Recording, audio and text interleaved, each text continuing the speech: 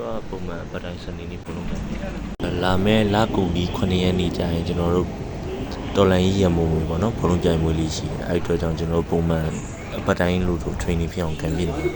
ပုံမှန်ဘောကန်တော့စင်ကူကကွင်းတော်များများစုံတော့စုံတယ်ဟောပါဘီလာကွင်းတို့ရောက်ပါပြီရောက်ပါဘီလာကွင်းကတော့ကျွန်တော်ဒီအခုကန်နေတဲ့ပူစေကွင်းတော်တော်များများတွေထဲမှာကျွန်တော်အကြိုက်ဆုံးကွင်းโอเคကျွန်တော်တို့ကအဝါရောင်နဲ့ကန်ပါပေါ့နော်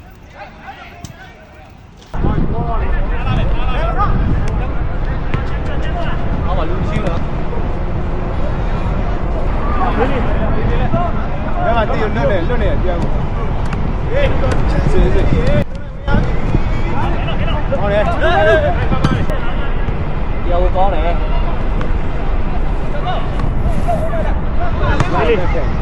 干。